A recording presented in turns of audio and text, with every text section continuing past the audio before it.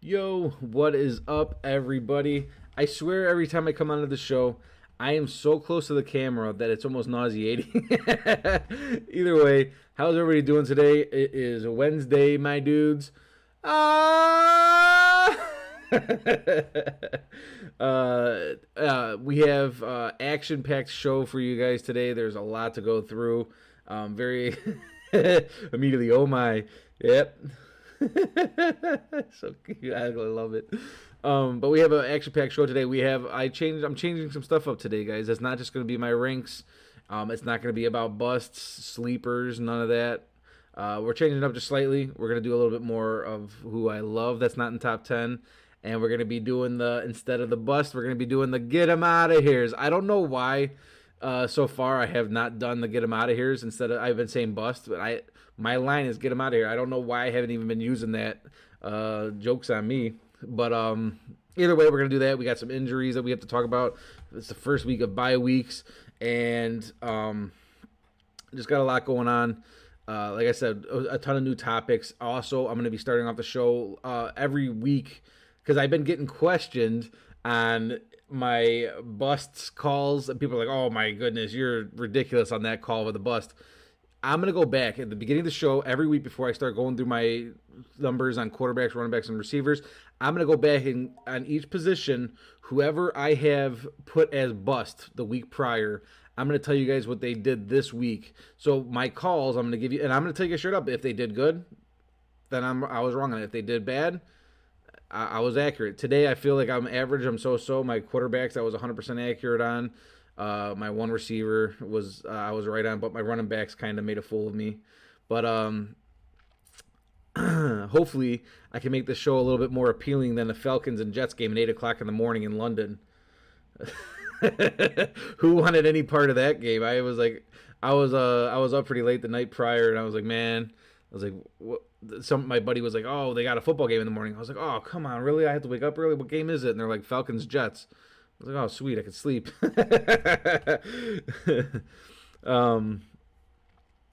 Let's see, lots of changes in our rank. I got a couple changes in ranks. Some people are going to be moving off their thrones either today or very soon. They need to start picking the game up a little bit. Also, we are almost halfway through the season, so instead of telling you guys like this, I have a fully statted up show for you guys. I'm doing today what they have through 5 weeks in stats for the year so far, because I'm getting questioned a lot on why I have certain people at where I have them, and I think that my ranks today are pretty freaking accurate, and the ranks or the stats will approve my points. If that's what I have to go to now, if that's what I have to resort to, is tell you guys the stats to your face. I have a lot of Cowboys fans that get mad at me. They're like, all right, I'm done with the fantasy football show. That's enough of this. I'm out of here.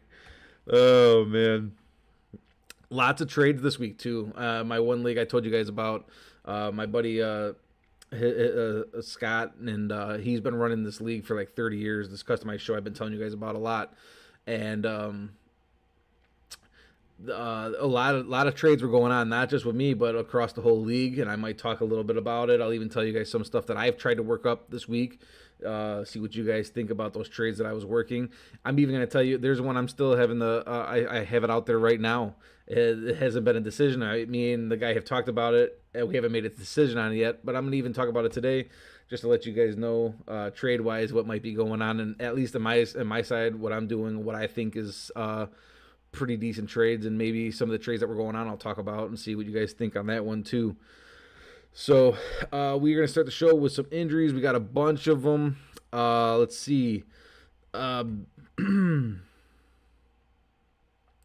For one, let's talk about the only thing that got slammed harder out there on the field this week than the Dolphins was Daniel Jones' head off the turf. This dude ate it. I don't know if you guys are watching that game.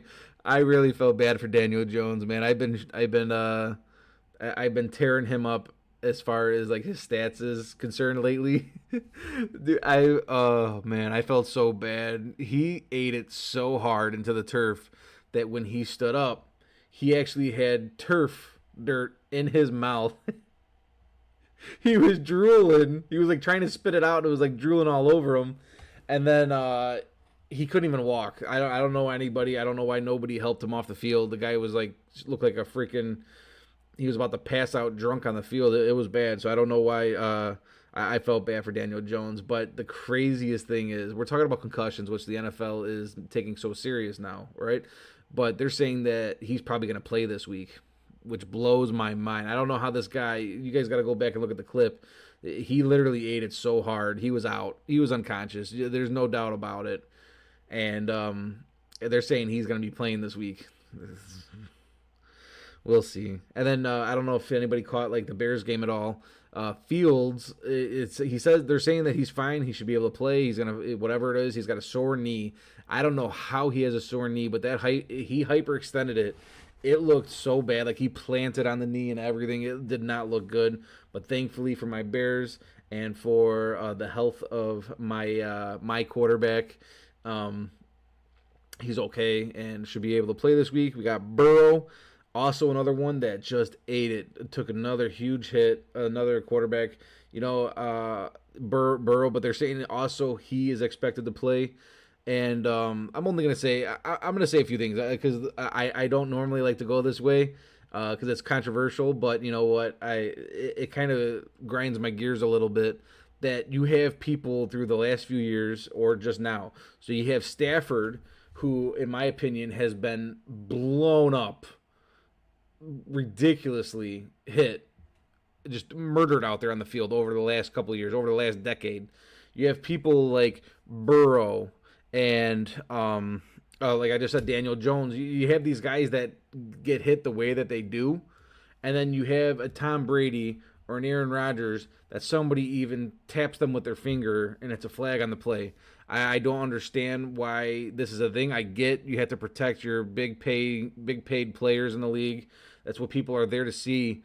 But at the same point, if you're really caring about safety, if that's what the whole entire thing is about safety and taking care of your players, it shouldn't be a money thing on who you're taking care of more. It shouldn't be. Dude, Daniel Jones and Burrow are getting murdered out there. Fields is getting murdered out there, and there's nothing getting called, like barely. But Tom Brady and Aaron Rodgers, somebody looks at them with a mean mug, and it's a flag on the play. I just don't get it. It's one of the things that bother me a little bit. But let's get past that. Wilson just had surgery. They don't even know a timetable. At first they were saying 4 to 8 weeks. And then they said the surgery went really well, and they were hoping for 4. Now they're saying no timetable. So we'll see with that. And then we'll see what happens. Trey Lance and Garoppolo situation. Who's going to play there? It's saying Trey Lance could be a 1 to 2 weeks out, most likely 1 week out. Garoppolo, if he's ready to go. They have a bye week this week, so there's that for everybody. Speaking of bye weeks, we do have a couple teams. You got Atlanta Falcons, New Orleans Saints, you got the Jets, and then the 49ers on bye this week. So any of these injuries, obviously, they're not playing this week, so it's good. Get the rest in anyways. And then they say Tua might be. Tua Tagliaviola, however that goes. I'm sorry, Tua. But they're saying he should be ready to go back, ready to come back into play. Hopefully he is. I want to see Tua. I want to see what this guy could do. There's a lot of hope on him this year, so we'll see. Running backs, we got Barkley.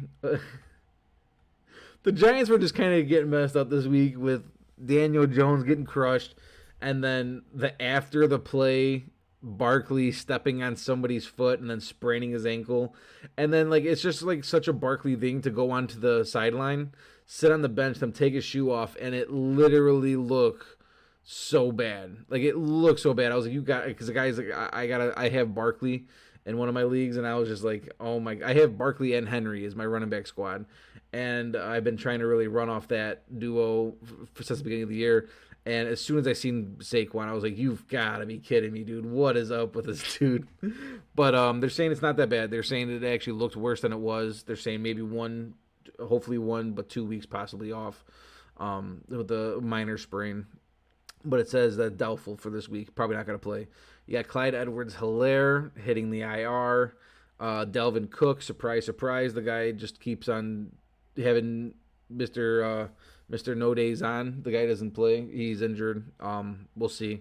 It was his decision to not play this week, so we'll see what happens. Elliott, he got slammed out there. Another person, there was actually some big hits out there in football this week. It was kind of fun to watch. There was huge hits across the whole board, but unfortunately, some people were getting hit pretty rough and bad. Elliott was he got slammed trying to go into the end zone and fell like kind of back on his back and ribs, and took a little hit there. But he's just saying that he's sore, should be able to play, but it's questionable. So, and then CMC, they're saying should be back. Christian McCaffrey, he'll be back. Again, we'll see. Hopefully, the guy can stay healthy and continue on with the year that he was kind of having already, because he was tearing it up.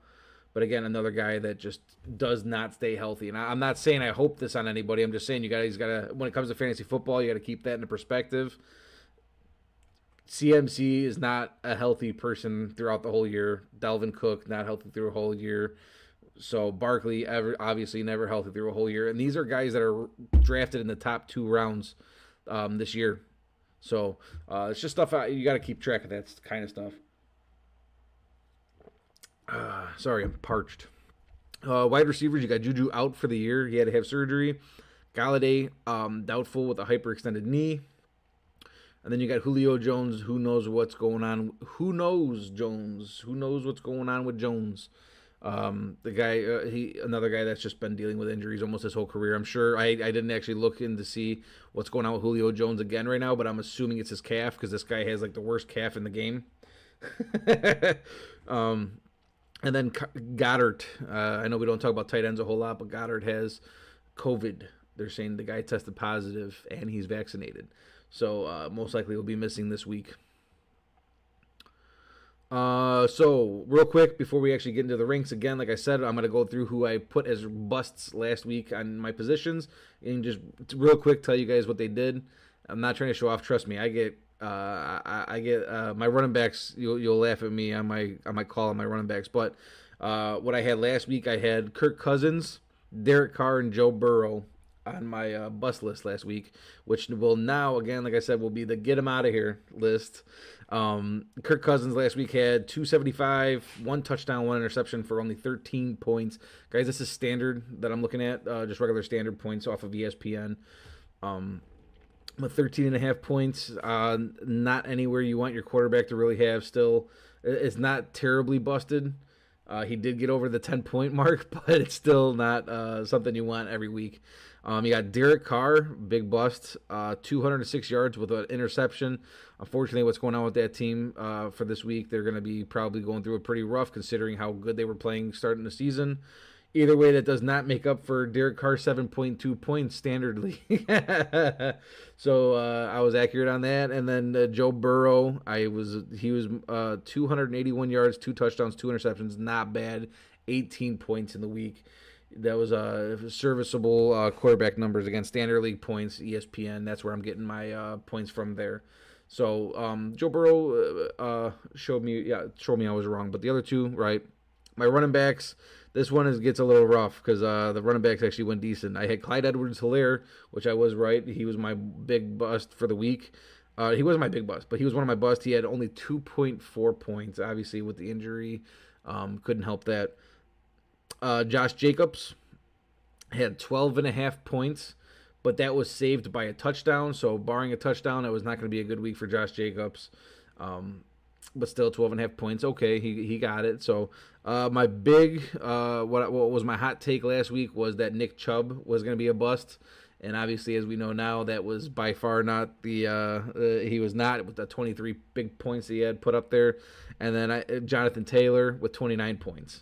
Those were my busts last week. So running backs, they kind of got me out of here with that one. So I'll give them that. My receivers, I did have Tyler Lockett as a bust with a 5.7 points. I was pretty accurate with that.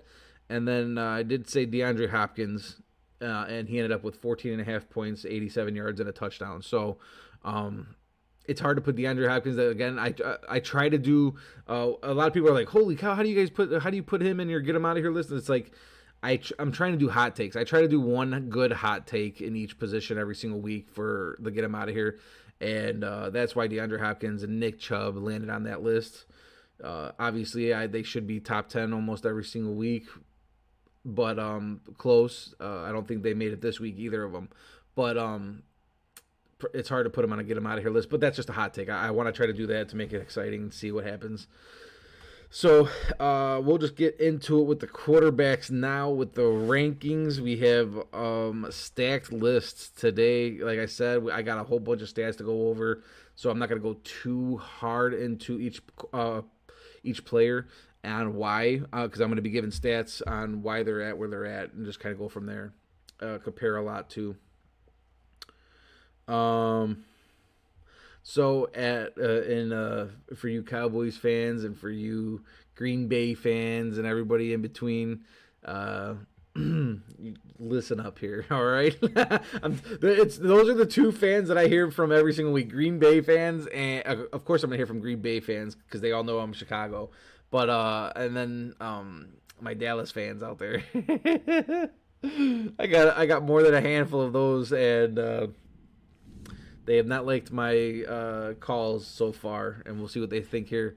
But at number one, this guy is going to be slipping. He's going to get taken off, guys. I've been saying since the start of the year that he's going to sit atop that throne probably almost all year. I was calling it, and he's probably gonna slip. He's not. In my opinion, he's not a for sure number one. He is number one, obviously, but will he be on top one for my ranks going forward? I think that might slip eventually. We'll see.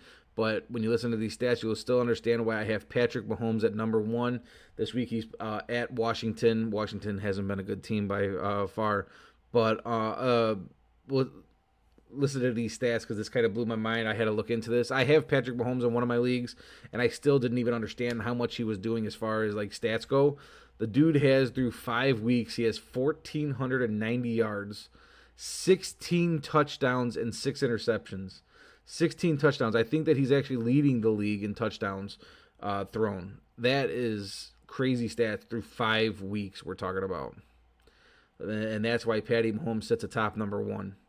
I know they said this week that Kelsey and Tyreek kind of have like little tiny lingering injuries, maybe possibly, but Patty Mahomes will figure it out. He'll figure something out. How to, he's not.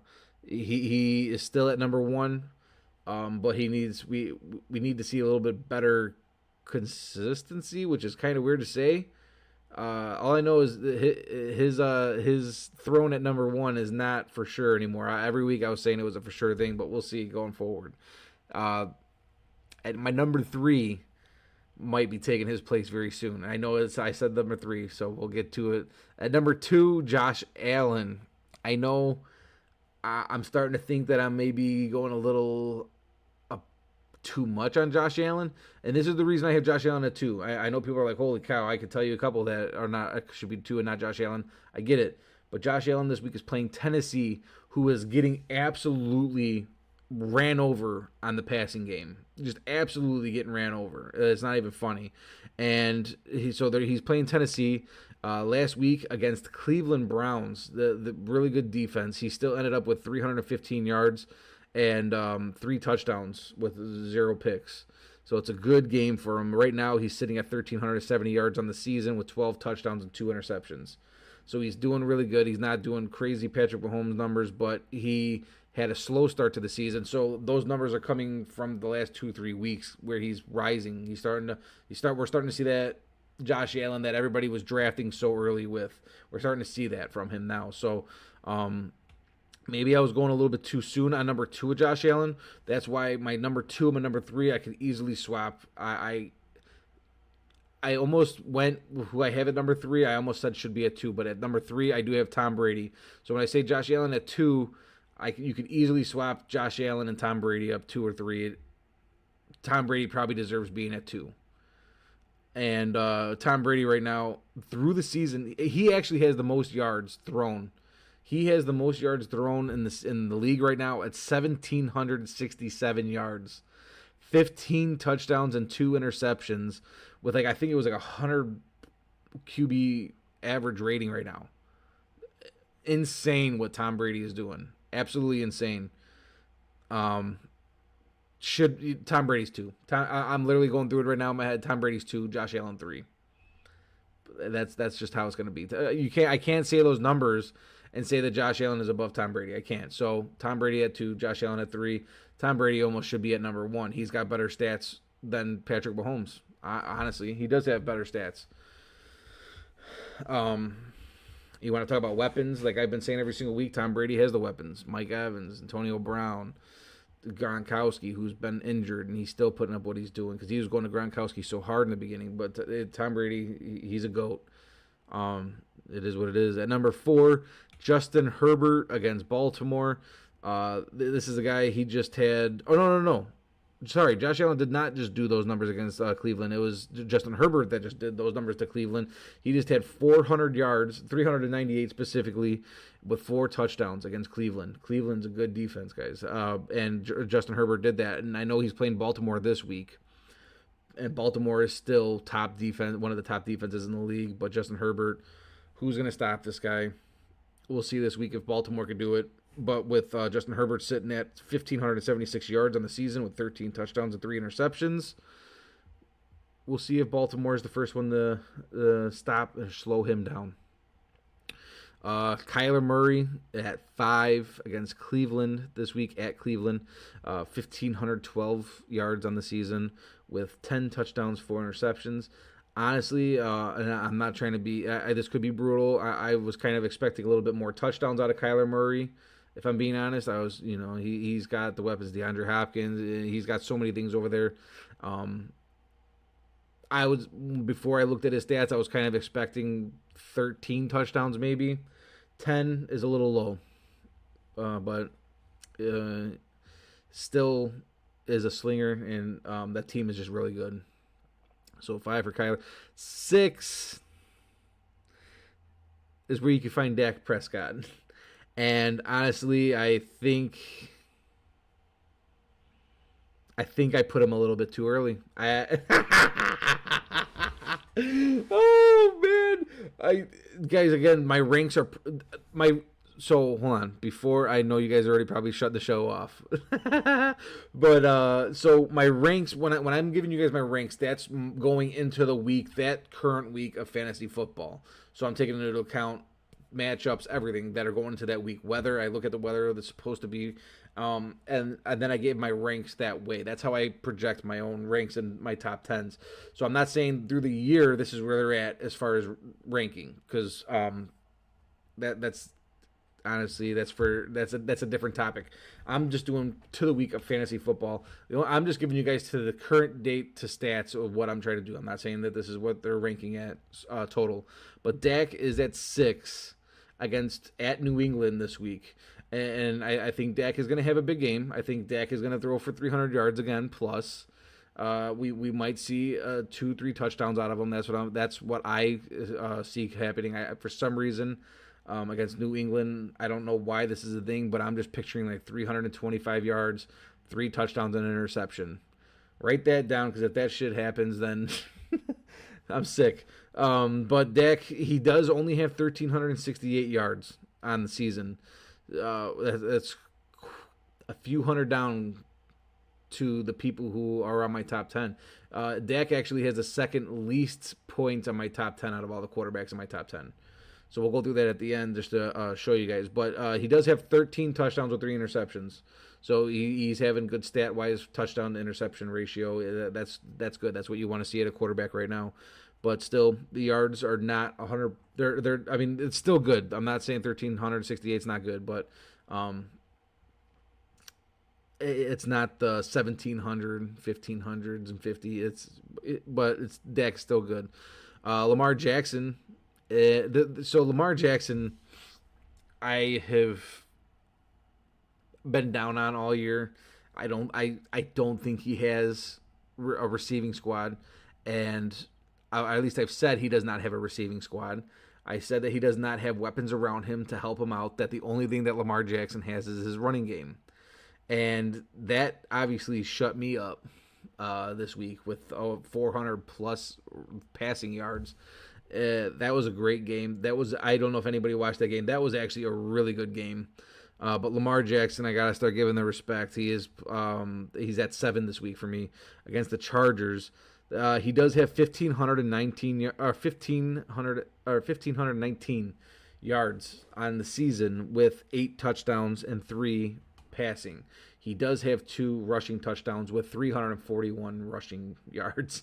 So it's funny because when you'll see when we go to our running backs here in a little bit, he almost has more yards rushing. The quarterback has almost more yards rushing than most of the running backs that are probably going to be on my list, that's just insane. So you got to start giving respect to him where it's at. The 8 touchdowns passing, not good, but I mean the rushing brought him to 10 total touchdowns, and you got to give it to him, especially after a game like this week that was big. He's having some big comeback games. So at number 8, Matt Stafford against the Giants. Stafford sitting at 1587 on the year for yards with 12 touchdowns, 3 interceptions. Decent numbers there. I for some reason I thought it was going to be a little bit more, slightly a little bit more, but it was not. Looking at it, maybe I thought more touchdowns out of him, but still Stafford is tearing it up. He's going to have a great year.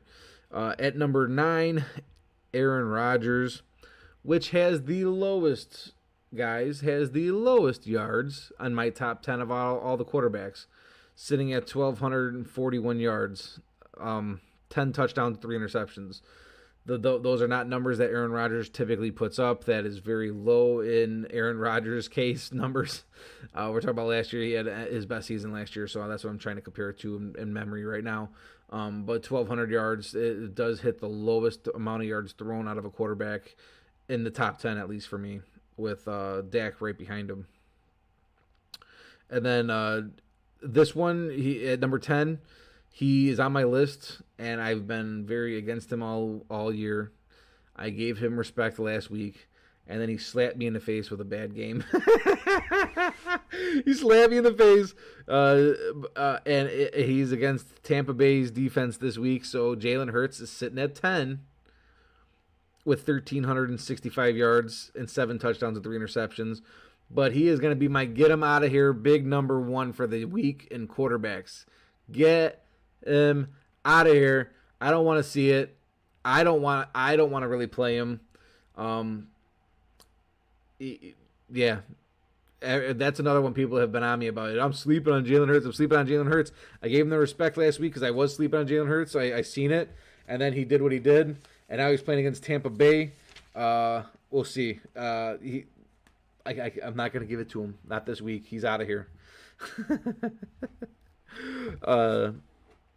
So then I do love this week, not in top 10. I want to see if he plays. I do like Joe Burrow this week against Detroit. At Detroit. Detroit's bad defense, but they're fighting. The Detroit every week is still fighting no matter what. They're only losing games by field goals against really good teams, which is surprising. I kind of like seeing that, and I just have a feeling they're going to be pushing, and Joe Burrow's going to have to sling. The Detroit's done it to Baltimore, barely just lost by a point 2 weeks ago, and then this week they just barely lost to the Vikings. And that heartbreak crusher that they just went through. So I think that they have a chance to do it against Cincinnati, who's not nearly as good as Baltimore. I think they're going to do it to Cincy and make Joe Burrow throw the ball all game. So I like Joe Burrow here. And then my other 2, I do have 2 more get 'em out of here's. And I'm going to be sticking with it week in, week out. You guys could probably just hear it. Kirk Cousins, get him out of here at Carolina. Don't want to see anything of Kirk Cousins. Don't want any part of Kirk Cousins. See ya.